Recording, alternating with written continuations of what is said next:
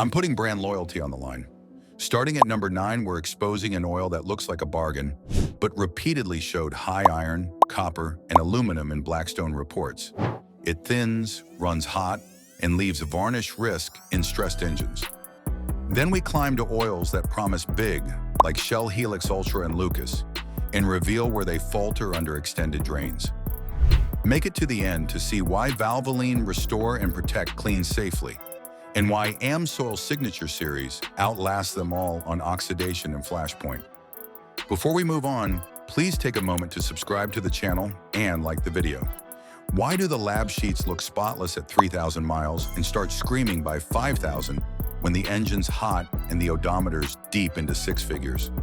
Short answer: chemistry that can't hold its shape under heat, fuel, and time.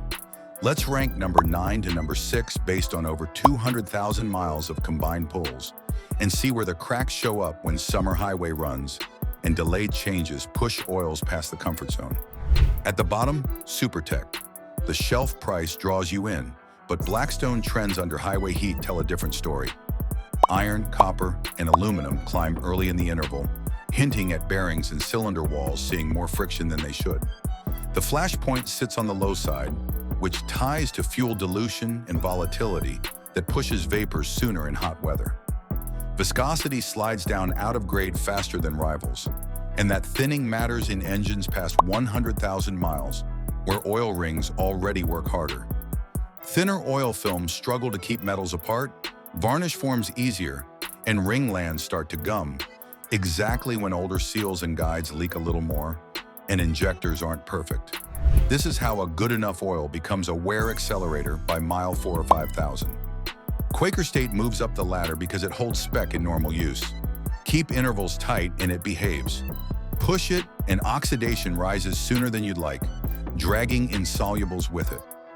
Those insolubles aren't just a lab number.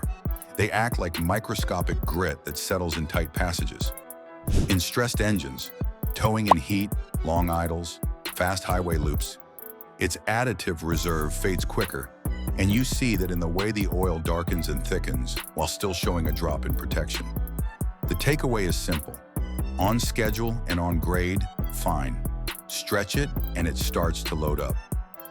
Shell Helix Ultra brings GTL purity that looks great at the start. Fresh fills show low wear, and the viscosity curve stays tidy early. The weak link isn't the base oil, it's fuel finding its way in from injector seep or lots of short trips that never clear contamination. As fuel dilution creeps up, insolubles follow, and they don't just float harmlessly. They collect in galleries and around oil control rings in higher mileage motors, slowing return flow and tightening the margin on cold starts. Once additives fade, that pure base has less backup, and where metals begin to trend upward even though the oil looks clean.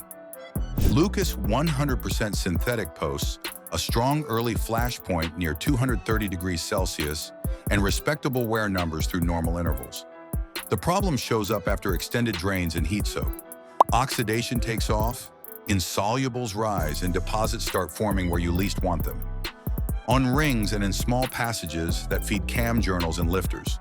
In engines near or past 200,000 miles, the safety net shrinks because clearances grow and leakage increases.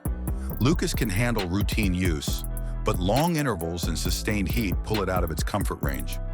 Line up the lab metrics, oxidation, insolubles, viscosity retention, against real-world triggers like summer interstate sprints, a road trip that runs late, or a change that slips to 6,000 miles, and you see the same pattern.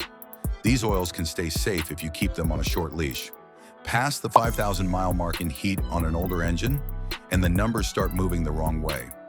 If mid-pack oils fade with time and temperature, what separates the stable from the exceptional as mileage stacks up? So which oils stayed calm past 7,500 miles with wear metals low and viscosity locked in? And what made them different? The answer isn't price. It's chemistry that resists heat, fuel, and time, and an additive package that doesn't give up halfway through the interval.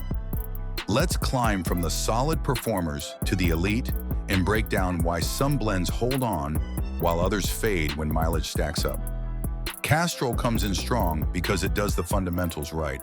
Its detergent system keeps deposits from taking root, and the viscosity stays where it should when you pick the correct grade and keep changes on schedule. Push it way past the spec or swap to the wrong weight, and that stability slips, especially in engines with tight oil control rings that rely on the film staying on grade. The GTX line's cleaning focus helps older engines and high-mileage variants bring seal conditioners to slow seepage, which matters when guides and gaskets get tired. In short, with Castrol, you get reliable numbers through the recommended window, but the very top of the field edges it out when you chase longer drains and harsher heat. Move to Havoline from Chevron/Texaco, and you see why its isosin base oil gets attention.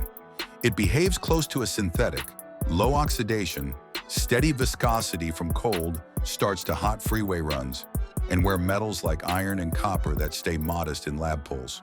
The additive stack, moly and boron working with detergents, keeps friction down while controlling deposits, and engines often run quieter on it.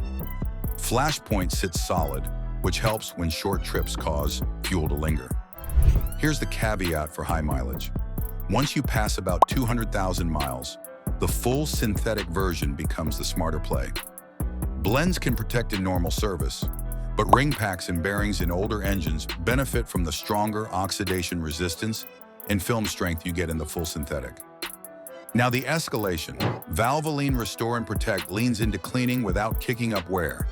High calcium detergents scrub, boron adds stability, and moly cuts friction so you don't trade cleanliness for metal on the microscope. Blackstone reports show low insolubles even after 120,000 plus miles, which tells you the detergent action isn't just moving sludge around, it's getting it to the filter.